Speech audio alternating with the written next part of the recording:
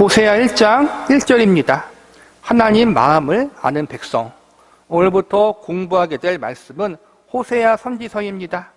호세아 선지서는 구약 성경 중에서 소선지서에 해당되며 비교적 우리들에게 많이 알려져 있는 말씀입니다.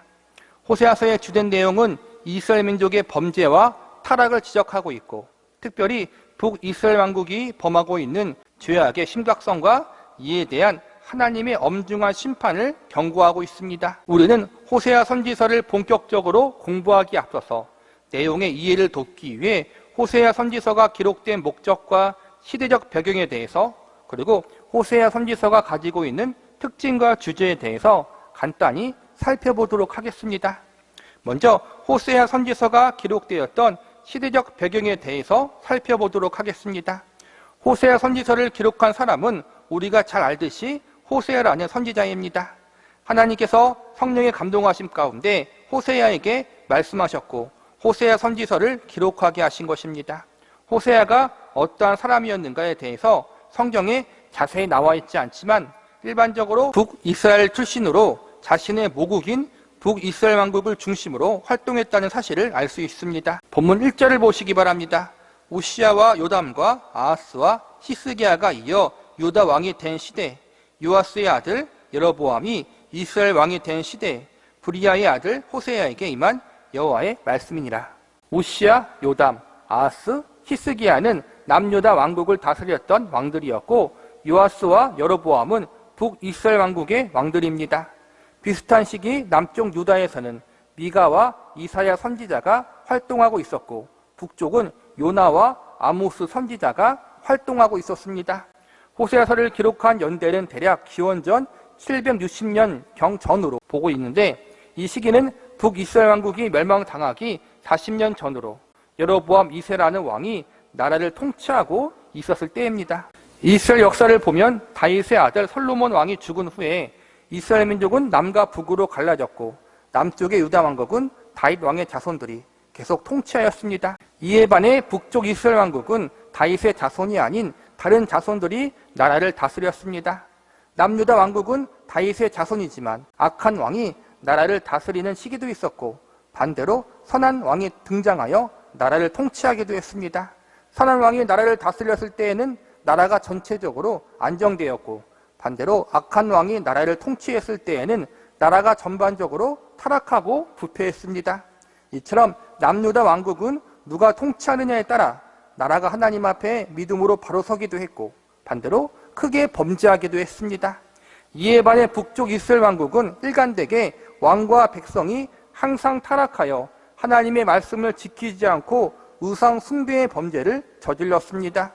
북이스라엘 왕국의 전 역사를 쭉 살펴보면 한 번도 믿음으로 바로 선 적이 없는, 온 나라가 항상 죄악으로 가득 차 있는 그러한 상태였습니다. 하나님은 북이스라엘을 향해서 많은 선지자들을 보내사 회개의 말씀을 선포했지만 결국 회개하지 않아 나중에는 나라가 완전히 멸망을 당하게 됩니다. 지금 호세아서를 기록한 당시에는 여로보암 2세라는 왕이 나라를 다스리고 있었을 때였습니다. 북이스라엘 왕국이 아수르 제국에 의해 멸망당하기 40년 전에 기록된 것으로 성경학자들은 보고 있습니다. 나라가 멸망당하기 전이니 우리 생각에는 나라가 위태롭거나 어렵다고 생각되겠지만, 여로보암 2세가 통치하고 있을 때까지만 해도 아직까지는 나라가 꽤 잘 돌아가고 있었습니다. 여로보암 2세는 꽤 유능한 왕으로서 정치도 잘했고 나라도 제법 잘 다스렸습니다. 더욱이 여로보암 2세가 왕으로 있었을 때에는 국제 정세가 북이스라엘 왕국에게 매우 유리하게 돌아가고 있었습니다. 그래서 북이스라엘 왕국은 역대 어느 왕조보다 더 경제적으로 호황을 누리고 있었습니다. 정치적으로 안정을 경험하고 있었습니다. 백성들의 삶은 평안했으며 과거 그 어느 때보다 물질적으로 풍성함을 누리며 살아가고 있었습니다. 어찌 보면 호세아서가 기록될 그 시기는 북이스라엘 역사상 가장 번성한 시기였다고 할 수 있습니다. 그런데 문제가 있습니다. 나라가 그 어느 때보다 번성하고 잘 돌아가고 있었지만 북이스라엘 왕국은 그 어느 때보다 부패하고 타락해 있었습니다. 번영과 평안한 삶을 누리며 살고 있었지만 왕과 이스라엘 백성들은 하나님을 떠나 있었고 죄악의 자리에 깊이 빠져 쾌락과 사치, 도덕적 윤리적인 타락, 종교적인 부패 가운데 빠져 있었습니다. 하나님은 이 시기에 호세아 선지자를 불러서 왕과 백성들을 향해 그들의 형 상태를 고발하게 하시고 어서 회개하고 돌아오라는 하나님의 말씀을 선포하게 하십니다. 이번에는 호세아 선지서의 특징에 대해서 살펴보도록 하겠습니다. 위에서 언급했듯이 호세아서가 기록된 시기는 북이스라엘 왕국이 가장 번성하고 잘 나가는 시기였습니다. 그러나 나라와 백성들은 겉은 화려하고 평안해 보였지만 그 안을 들여다보면 썩을 대로 썩어 있는 그러한 상태였습니다. 죄를 미워하시는 거룩하신 하나님, 공의의 하나님이 가만히 두고만 볼 수가 없는 그러한 심각한 상태였습니다. 하나님은 이러한 시기에 호세아 선지자를 불러서 그를 하나님의 메시지를 전달하는 도구로 세우십니다. 호세아 선지자가 다른 소선지서와 구별되는 가장 큰 특징은 하나님이 이스라엘 백성들에게 영적인 교훈과 메시지를 전달하게 하기 위해 호세아의 삶을 상징의 표본, 메시지의 도구로 사용하셨다는 것입니다. 어떠한 상징의 표본이냐 하면 호세아의 결혼 생활을 통해서 성실한 남편과 순결하지 못한 아내의 모습을 보여주시면서 이를 통해 하나님은 신실한 하나님이시고 이스라엘 민족은 불경하고 더러운 아내와 같은 모습임을 상징적으로 알려주십니다. 이를 위해서 하나님은 호세아에게 고멜이라는 음란한 여자와 결혼하도록 명령하시어 호세아가 고멜과 결혼하면서 겪게 되는 여러 가지 아픔과 고통이 하나님이 이스라엘 백성들 때문에 겪는 고통이요 아픔과 같다고 알려주십니다. 구약 성경에 보면 하나님과 하나님 백성들의 관계를 보통은 왕과 그의 백성, 주인과 종, 혹은 목자와 양의 관계로 표현할 때가 많습니다. 그러니까 수직적 상하 관계로 표현할 때가 많다는 것입니다. 그런데 호세아서에서는 아주 파격적으로 하나님과 하나님 백성들의 관계를 수직적 상하 관계가 아니라 남편과 아내의 관계, 서로의 배우자라는 관계로 묘사하고 있습니다. 신약 시대를 살아가는 우리에게는 어느 정도 익숙한 표현일 수 있지만 전지전능하신 하나님이 이스라엘 백성들의 남편이 되시고 우리가 그분의 신부이다, 이러한 묘사와 표현은 구약 시대의 이스라엘 백성들이 들을 때에는 상당히 파격적인 표현으로 들을 수 있습니다. 그런데 더 주목해서 볼 것은 호세아 선지자는 이스라엘 백성들을 음란한 아내로 묘사하고 있다는 것입니다. 이스라엘 백성들을 하나님의 신부와 아내라는 입장으로 묘사한 것은 좋은데 신실하고 거룩한 남편을 배신하고 순결을 저버린 불경한 아내로 이스라엘 백성들을 표현한 것은 사실상 듣기 거북스러운 표현으로 볼 수 있습니다. 또한 호세아 선지자가 선포한 주된 메시지는 죄의 지적과 죄로 인해 오는 하나님의 엄중한 심판이었습니다.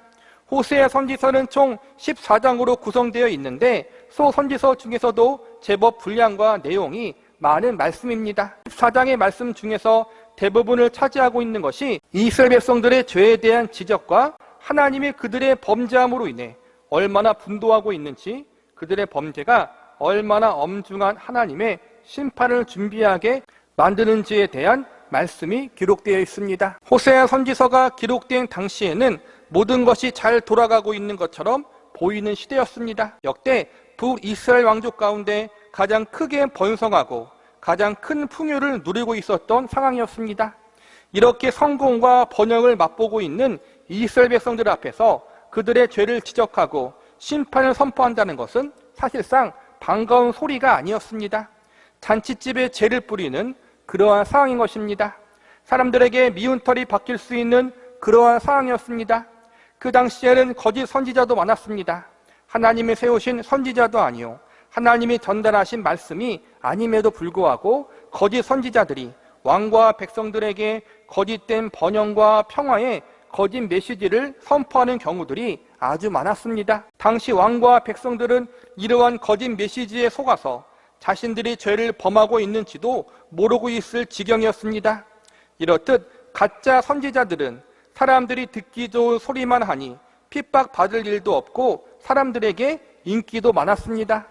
이에 반해서 호세아 선지자는 백성들이 듣기 거북한 소리, 이스라엘 백성들을 신랄하게 비판하는 쓴소리를 전하는 사명을 받았으니 많은 핍박을 받았을 것입니다. 그러나 호세아 선지자는 인기를 얻으려고 하지도 않았고 자신의 안위를 걱정하지 않았습니다.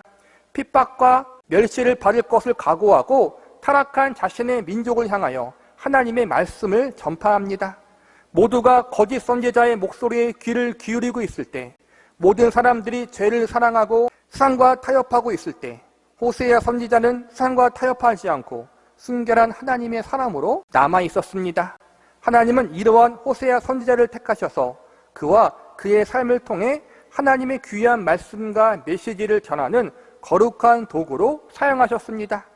마지막으로 호세아서의 핵심 주제에 대해서 살펴보도록 하겠습니다. 호세아 선지서의 내용을 쭉 보면 결국 북이스라엘 백성들이 회개하지 않아 멸망당하게 될 것이라고 나와 있습니다. 북이스라엘 백성들의 본 모습은 자신들의 죄를 인정하지 않고 회개하지도 않는 죄인 중에 죄인이요, 그들의 운명은 결국 멸망과 심판을 받을 존재인 것입니다. 여기까지만 보면 참으로 암울한 내용 같습니다.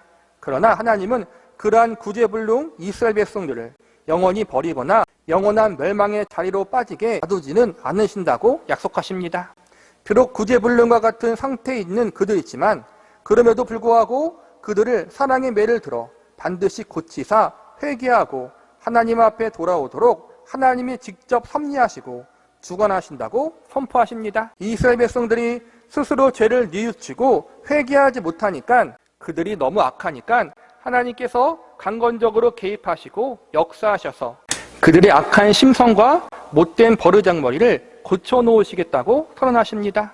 그래서 호세아서의 1차적인 내용은 이스라엘 백성들의 타락과 부패 그리고 심판이지만 2차적으로 너희가 스스로 못하니 내가 너희를 직접 새롭게 하여 구원하겠다는 하나님의 단호한 의지와 결심의 내용이 함께 들어가 있습니다.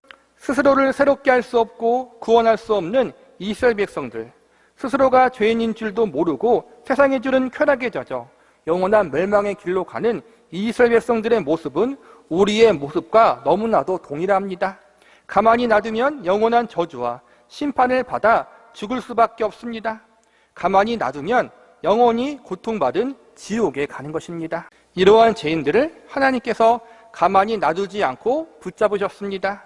그냥 붙잡으면 여전히 죄악의 길, 멸망의 길, 죽음의 길로 가려고 발버둥 치니까 멱살을 잡아 생명의 길로 끌고 오셨습니다.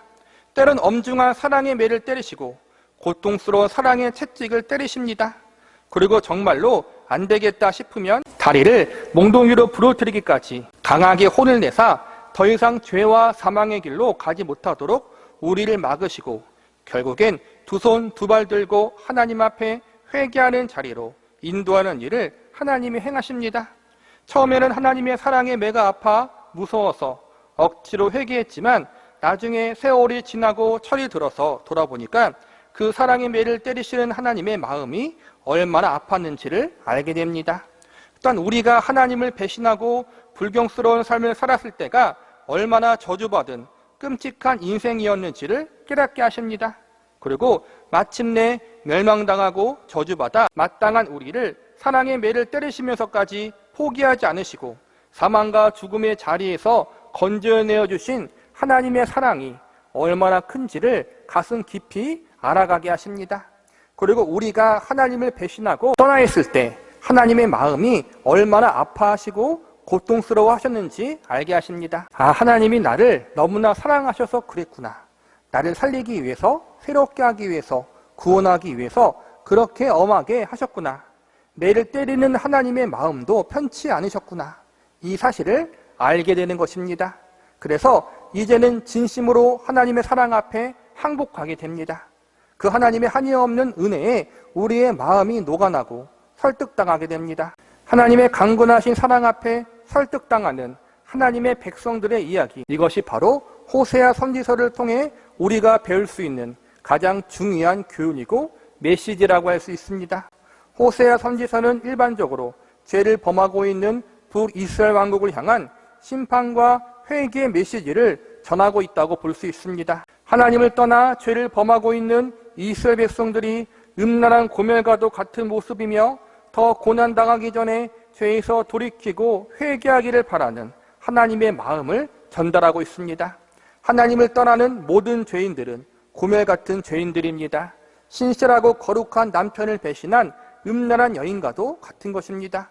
우리 역시 여기에서 자유롭지 못합니다. 이스라엘 백성들의 문제는 하나님을 아예 믿지 않았던 것이 아니라 하나님도 믿고 바알도 믿고 아세라도 함께 믿고 있었다는 것입니다. 하나님을 다른 우상을 섬기듯 섬기는 모습, 그리고 다른 우상들을 하나님 섬기듯이 섬겼던 모습, 이것이 이스라엘 백성들의 고질적인 범죄였습니다. 우리는 호세아 선지서를 통하여 우리 자신이 그러한 자리에 있지는 않은가 점검하고 뒤돌아봐야 합니다. 그리고 또 하나 호세아 선지서를 통해서 배울 수 있는 매우 중요한 메시지가 있습니다. 호세아 선지서는 죄인들을 향한 교훈과 메시지를 전달하고 있기도 하지만 동시에 호세아와 같은 신실한 하나님의 백성들을 위해서도 하나님의 중요한 교훈과 메시지를 전달해주고 있다는 사실을 알아야 합니다.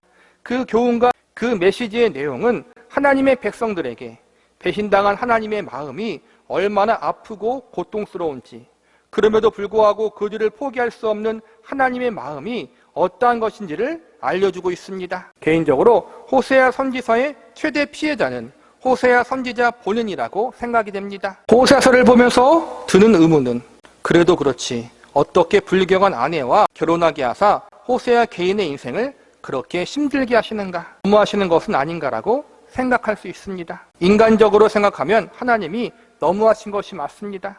그러나 그렇게 너무하다고 생각되는 일을 호세아에게 시키면서까지 하나님은 그분의 마음을 호세아에게 알려주고 싶으셨습니다. 너의 아픔이 나의 아픔이고 너의 눈물이 나의 눈물과 동일하단다. 이러한 하나님의 마음을 호세아에게 알려주시고자 하셨던 하나님의 간절함을 우리는 깊이 헤아릴 수 있어야 합니다. 한 발 더 나아가 호세아가 하나님의 사랑과 은혜를 입은 자이기 때문에 하나님이 그 일을 맡기셨다는 사실을 알아야 합니다. 다른 사람들을 택하여 이 일을 시킬 수도 있었지만 그래도 호세아 선지자가 이 일을 맡음으로 그가 하나님의 마음을 더욱 깊이 알고 공감할 줄 아는 성숙한 주의 사람으로 우뚝 서기를 바라셨던 것입니다. 어찌 보면 고난의 모양과 종류는 조금씩 다르지만 욥이 당한 고난과 호세아가 당한 고난의 성격은 동일하다고 할 수 있습니다. 욥도 자신의 잘못이나 죄로 인하여 고난을 당한 것이 아니었습니다. 욥이 당한 고난의 이유와 목적은 그의 성숙이었습니다. 호세아도 마찬가지입니다. 호세아 역시 그가 잘못해서 고멜이라는 여자와 결혼하여 고난 당한 것이 아닙니다. 고멜이라는 여자를 통해서 고난 당하게 되는 호세아는 하나님의 마음이 어떠한지를 알아가는 믿음의 사람이 됩니다. 하나님의 마음을 알아간다는 것은 호세아가 더욱 성숙하게 된다는 것입니다. 정리하자면 욥이나 호세아나 모두 성숙을 위해 고난을 경험하게 된 것입니다. 욥이나 호세아나 모두 원래부터 믿음의 사람이었습니다. 지금의 우리와 비교하면 욥이나 호세아는 처음부터 흠 잡을 데가 없는 믿음의 사람들이었습니다. 그런데도 하나님은 욥과 호세아를 연단의 자리, 고난의 자리로 이끄시어 더더욱 그들을 성숙하게 만드는 일을 진행하십니다. 하나님 백성들을 향한 하나님의 기대는 끝이 없습니다. 이만하면 됐다가 없습니다.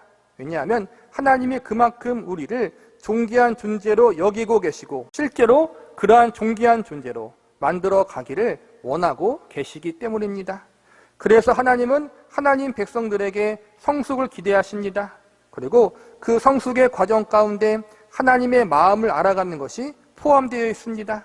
한 발 더 나아가 궁극적으로 이 모든 일을 통해서 내가 믿는 하나님이 어떤 분이신가, 내가 믿고 섬기는 그 하나님의 마음이 무엇인가를 알게 하기 위해서, 그래서 영적으로 보다 더 성숙하게 철이 들게 하시려고 우리를 하나님의 유업을 잊기에 합당한 백성들로 세우시려고 때론 고통스러운 일, 눈물 흘리고 아파하는 경험을 허락하십니다. 호세아서는 북이스라엘 백성들을 향한 심판과 경고의 메시지만 들어있지 않고 이처럼 택하신 하나님의 백성들을 향한 하나님의 포기하지 않는 사랑, 반드시 그분의 자녀를 성화와 영화의 자리에까지 이르게 하시려는 하나님의 단호한 결심과 의지가 담겨 있다는 사실을 우리는 배울 수 있어야 합니다. 동시에 이렇게까지 열심히 일하시는 하나님의 마음 중심에는 택하신 백성들을 사랑하시는 아가페의 사랑이 있다는 사실을 우리는 알아야 합니다. 우리는 호세아서 말씀을 공부하면서 죄인들을 향한 하나님의 마음과 동시에 택하신 주의 백성들을 죄와 상관없는 고난의 자리, 아픔과 눈물의 자리로 부르시면서까지 하나님의 마음을 깊이 이해하고 알아가는 자리에까지 이르게 하시려는 하나님의 사랑과 그분의 열심을 발견할 수 있어야 합니다. 그리고 호세아처럼 그 누구보다도 하나님 마음을 가장 잘 이해하고 헤아리는 영광된 존재들로 저와 여러분을 세우시려는 하나님의 사랑의 마음을 발견할 수 있는 시간들이 되기를 기도합니다.